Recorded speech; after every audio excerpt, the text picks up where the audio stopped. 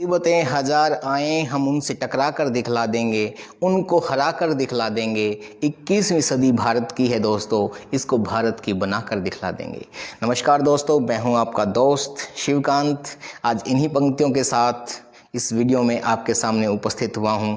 इस वीडियो में हम चर्चा करेंगे कि आज भारत के सामने कौन सी दूसरी ऐसी समस्या आके खड़ी हो गई है जो कोरोना के बाद हमारे न्यूज़ चैनल के ऊपर सबसे गर्मा गर्म खबर बनी हुई है। दोस्तों, हमारे सामने आज दूसरी समस्या आके खड़ी हुई चाइना।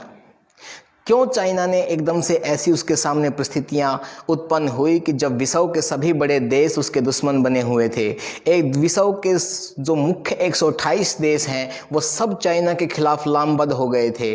जब वो कोशिश कर रहे हैं कि कोरोना कब शुरू हुआ, कैसे शुरू हुआ, कहां से निकला, उसके ऊपर वो जब चाइना के ऊपर प्रेशर बना रहे हैं, तो चाइना को पूरे विश्व में सभी देशों को छोड़ के इंडिया ही एक देश ऐसा क्यों लगा जिसके ऊपर उसने अपनी जो बेईमानी है या जो बेईमान हरकतें उसकी हैं उसको लागू करने की कोशिश की।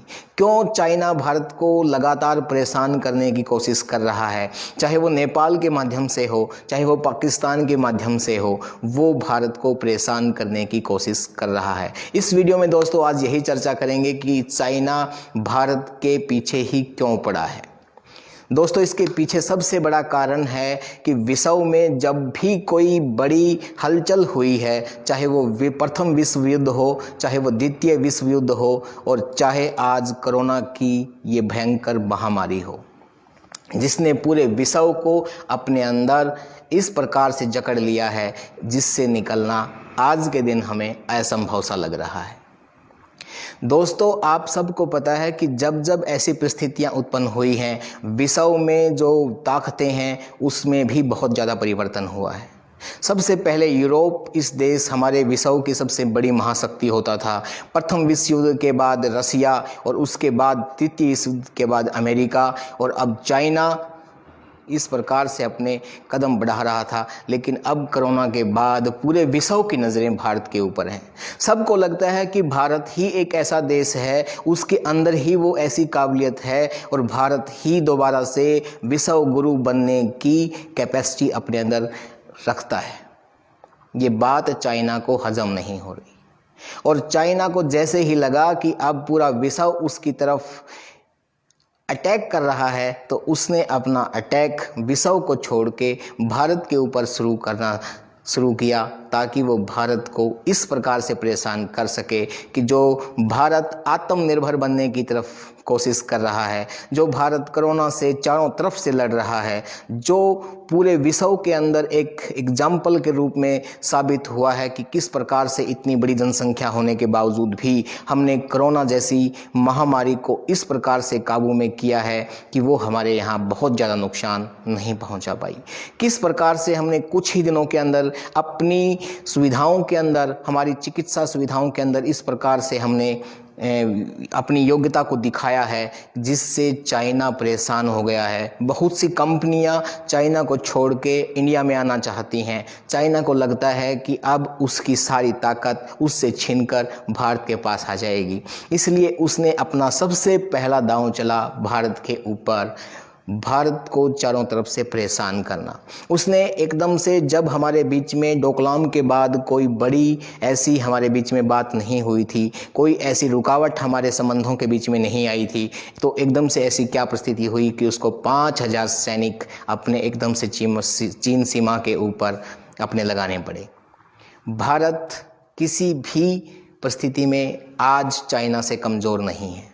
चाइना बार बार हमें परेशान करने के साथ साथ 1962 की लड़ाई याद दिलाता है। वो कहता है कि 1962 में हमने हिंदुस्तान को हरा दिया था, लेकिन दोस्तों अब परिस्थितियां बदल गई है। 1962 की जो चीज़ें हैं उसको जब भी वो कहता है, जब भी उस बारे में मैं न्यूज़ चैनल के ऊपर सुनता हूँ, तो मुझे एक कहानी याद आती है।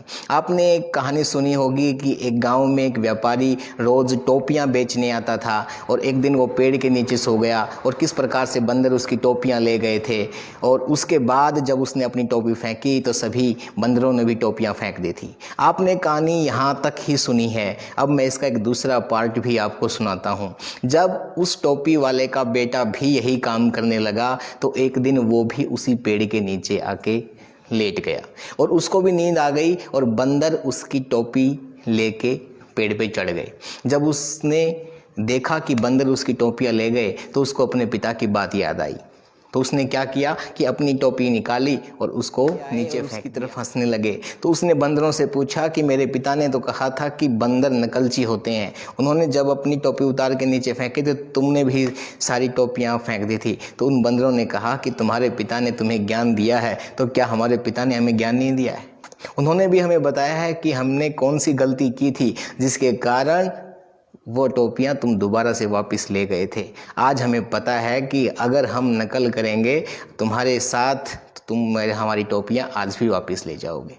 तो दोस्तों, क्या चाइना ही विकसित हुआ है? हमने अपनी गलतियों से नहीं सीखा।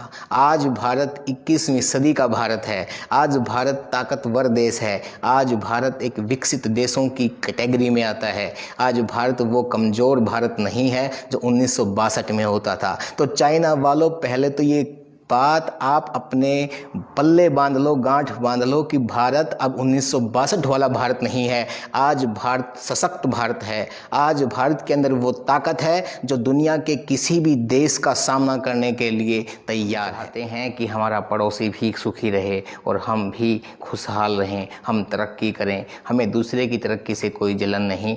हम अगर योग्य हैं तो हम आगे बढ़ेंगे, हमें रोकने वाला कोई नहीं। हम इसी उम्मीद के साथ कि सभी परिस्थितियों से हम आसानी से निपट लेंगे। हम ताकतवर हैं, आप घबराएं नहीं। हम इस मुसीबत का भी बहुत अच्छे से मुकाबला करेंगे। हमारा देश सुरक्षित हाथों में है। हम सभी मिलकर इस देश की आन बान और शान को बनाए रखें और हम हमेशा अपने देश को आगे बढ़ने में अपना योगदान देते रहें। इसी उम्मीद के साथ आप सभी का बहुत बहुत धन्यवाद।